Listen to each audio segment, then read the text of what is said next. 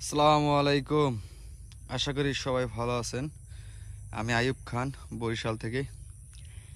আজকে 14 দিনের মাথায় আপনাদের মাঝে আসলাম এখানে দেখানোর জন্য। আমি এখানে ইন্দোনেশিয়ান স্মার্ট নেপিয়া পাশাপাশি গুয়াতেমালা হাইব্রিড ঘাস চাষ করছি। স্মার্ট নেপিয়া খুব ভালো জার্মিনেশন আসছে এবং সেই সাথে আপনার গুয়াতেমালাও ভালো জার্মিনেশন আসছে। শুরুতেই বলে রাখি, আমি আপনাদেরকে যে মানের কাটিং দিয়েছি বা গুয়াতেমালা কাটিংগুলো ডেলিভারি দেওয়ার পর যে অবশিষ্ট থাকে সেগুলো আমি বাইসে রাখি। মানে দেওয়ার পরে যেগুলো থাকে, বাইসে দেওয়ার পরে কাটিং তো সবাই টাকা দিয়ে কেনে, এটা আমরা সবাই জানি। কেনার পরে যে মানে দেওয়ার পরে কাস্টমারদেরকে বা আপনাদেরকে দেওয়ার পরে অবশিষ্ট যে কাটিংগুলো থাকে, যেগুলো না দিলে ভালো হয় ব্যবসায়িক ক্ষেত্রে, সে ধরনের কাটিংগুলো আমি এখানে চাষ করছি। দেখেন মাথার অংশগুলো, মাথার অংশ বলতে যেখানে আর দেওয়া সম্ভব না সেই অংশটা এভাবে রোপণ করছি। দেখেন পুরো ভিডিও যদি থাকেন তাহলে সবকিছু আপনাদের সাথে শেয়ার করব এবং সবকিছুই আপনাদের তুলে ধরবো। এবং সেগুলো আইনা ফাঁকে ফাঁকে দেখা গেছে ডেলিভারি দিছি। আজকে 200 পিস রয়েছে, 100 পিস রয়েছে, 50 পিস রয়েছে, এভাবে আর কি কাটিংগুলো আইনা আমি রোপণ করছি। দেখেন এই যে যখন রোপণ করছি তখন এখানে কেদা ছিল এবং এখন তো শুকিয়ে গেছে। তো তারপরও আমি যে কাটিংগুলো রোপণ করছি দেখা যাইতেছে ম্যাক্সিমাম কাটিংয়েই সফল হয়েছে। এই গুয়াতেমালা দেখেন জার্মিনেশন আসতেছে, এটা বের হয়েছে। এই যে ম্যাক্সিমাম কাটিংগুলোই আমার আপনার জার্মিনেশন চলে আসছে। দেখেন ম্যাক্সিমাম কাটিংগুলোই এইভাবে কাদা ছিল, যার কারণে আমি এইভাবে চাষ করছি। না হলে উচিত ছিল এই মাথার অংশটুকু বের করে বাকিটা ঢাকা দেওয়া। এই যে ঢাকা দেওয়ার কারণে দেখেন নিচ থেকে জার্মিনেশন চলে আসছে। এই দেখেন নিচ থেকে চলে আসছে, যেটা আমার আর কি ভুল ছিল। কাদা থাকার কারণে আমি পুরোটা ঢাকি নাই, কিন্তু পুরোটা ঢাকা দিলে আর কি জার্মিনেশন আরও ভালো আসতো।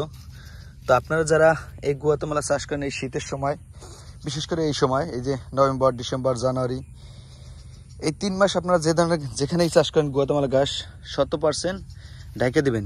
মানে আপনার শুধু এই মাথার যে অংশটা আছে এটুকু বের করে রাখবেন, আর বাকিগুলো মাটি দিয়ে, গুঁড়া মাটি দিয়ে ঢেকে দিবেন। তাহলে কুয়াশার যে আঁশটা আসে সেই আঁশটার জার্মিনেশন আপনার চলে আসবে। এবং এই ঘাসটা চাষ করলে অবশ্যই আপনার জমিতে সর্বোচ্চ পরিমাণ পটাশ ব্যবহার করতে হবে। পটাশ জমিতে 250 থেকে 500 গ্রাম 600 গ্রাম ব্যবহার করবেন, তাহলে ভালো জার্মিনেশন আসবে। দেখেন আগাছা পরিষ্কার করে শুধু আপনার যে পোকার আক্রমণ করার যে 7টা ওষুধটা আছে, যেমন আমি বেশিরভাগ সময় ব্যবহার করি ভলিউমের কাজটা হলো পোকা দমন করা এবং ভিটামিন ঘাটতি পূরণ করা, যার কারণে আমি বেশিরভাগ সময় ভলিউমটা ব্যবহার করি। পাশাপাশি আপনার যদি অবস্থা বেশি খারাপ হয় বা পোকার আক্রমণটা বেশি হয় তাহলে আমি ডাইরেক্ট এনডি ব্যবহার করি। দেখেন আপনাদের দেওয়ার পরে 2 কেটের কাটিং রোপণ করছি, মাশাআল্লাহ ভালো জার্মিনেশন আসছে। এবং একটা সময় দেখবেন এখানে এখনো কিছু জমি বাদ আছে মাথার অংশ দিয়া, যেমন গতকালকে ডেলিভারি দেওয়ার পরও 130 পিস চারা ছিল, সেটা এনে রোপণ করছি আজকে এই মাত্র। দেখেন জার্মিনেশন আসছে, ওই দেখেন জার্মিনেশন আসছে, ওই দেখেন এই যে মাটি একটু ভিজে ভিজে রাখছি, দেখেন জার্মিনেশন আসছে। তো ওই দেখেন ম্যাক্সিমাম চারা বলতে 90 থেকে 95% জার্মিনেশন আসছে। তাহলে আপনারা বলতেই পারেন যে আমাদের সমস্যা। আসলে আপনাদের সমস্যা না, আপনাদের দেওয়ার পরে যে চারাগুলো থাকে সেগুলাই না আমি এই জমিটা রোপণ করছি। দেখেন এই যে এগুলো ওই যে 100% মাথায় পড়ছে, মানে 1 গিট থাকে 2 গিট থাকে, সেই অবস্থায় মাথা লাইনে রোপণ করে দিছি, জার্মিনেশন আসছে। এই দেখেন আপনাদের দেওয়ার পরে আসছে। এই যে এটা বের হয়ে গেছে, এটা এখনো বাইরে নাই, বাইরে হবে। গাছটা যেহেতু এখনো তাজা আছে, কাঁচা আছে, দেখেন ওই যে নিচতে দেখেন কাঁচা, এই যে তো এটা চলে আসবে।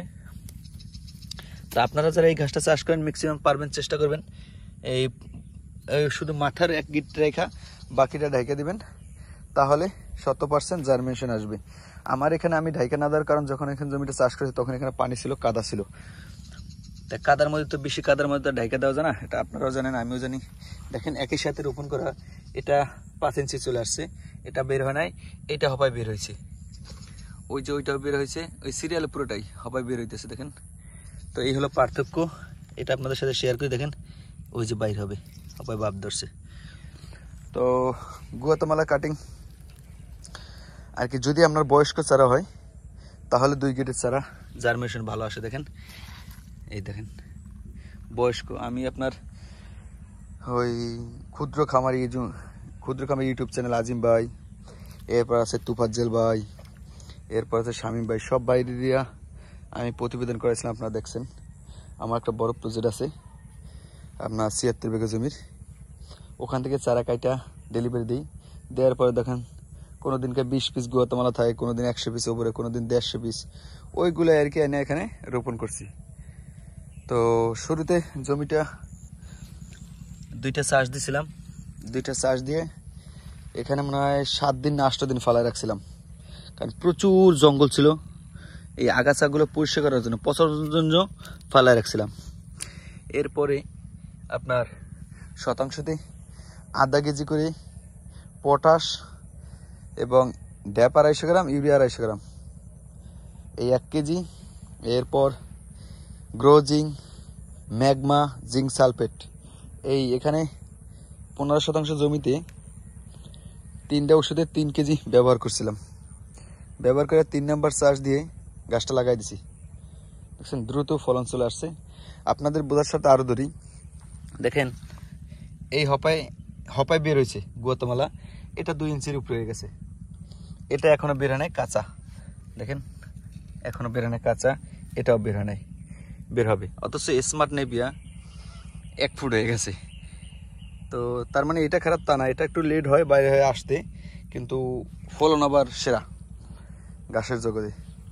তো যদি কাদামাটি না থাকতো তাহলে আমি ঘাসটার কি আপনার চাষ করতাম, পুরো ঢাকে দিতাম, মাথার অংশটা বের করে দিয়ে এরপর লাগাই দিলে আর কি আরো ফলন জার্মিনেশন দ্রুত আসতো। যেহেতু কাদামাটি বাগান, কিছু করার নেই। তো আপনারা যারা এ ধরনের ঘাসগুলো চাষ করেন অবশ্যই দেখে শুনে চাষ করবেন। যদি বয়স্ক চারা হয় তাহলে আপনার জার্মিনেশন খুব ভালো আসবে, কম বয়সের চারা হলে কম আসবে। তাই ভিডিও অনেক বড় হয়েছে, দেখেন এই হলো আমার গুয়াতেমালা, এভাবে পুরো জমিতে।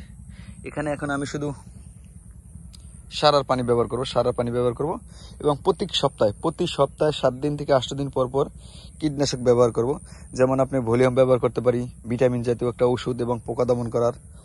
যদি এতে কোনো কারণবশত দেখা যায় যে কার্যকারিতা কম, তাহলে আমি ডাইরেক্ট এনডি ব্যবহার করব। তো সেই ক্ষেত্রে এনডি ব্যবহার করার দরকার হবে না। যদি আপনি 7 দিন 8 দিন পর পর আমি ভলিউম ব্যবহার করি, তাহলে পোকাটাও দমন হবে, আমার ঘাসে ভিটামিন ডিও পাবে। এবং আমার এই ঘাসের সাথে দেখেন, এই ঘাসের সাথে আগাছাও বের হয়ে আসবে। দেখেন একসাথে চাষ করা, এটা এখনো বাইরে হয় নাই, এটা বাইরে হয়ে গেছে 5 ইঞ্চি। তো আপনারা ঘন ঘন আর কি স্প্রে করলে হবে কি, ঘাসটা ভিটামিনটা পাবে, পোকা আক্রমণ করবে না, দ্রুত ঘাসটা বাড়বে, এবং পাশাপাশি এই জঙ্গলগুলো বের হয়ে আসবে। তা যখন ঘাসটা 1 ফুট 1.5 ফুট হবে, তখন একসাথে আগাছা পরিষ্কার করে গোড়ায় মাটি দিলে মানে জার্মিনেশনটা ভালো আসার সম্ভাবনা বেশি থাকবে, মরার ভয় থাকবে না। যেমন ঘাস কাটতে গেলে, আগাছা পরিষ্কার করতে গেলে সমস্যা দেখা দিতে পারে, একটা চারা মিস হইতে পারে। যখন বড় হয়ে যাবে তখন আর কি এটা মিস হওয়ার সম্ভাবনা থাকবে না। দেখেন তো ভিডিওটা অনেক বড় হয়ে গেছে, আশা করি আপনারা দেখলে উপকৃত হবেন এবং চাষ পদ্ধতি সম্পর্কে জানতে পারবেন। সবাই ভালো থাকবেন, আজকের মধ্যে বিদায় নিচ্ছি, আল্লাহ হাফেজ।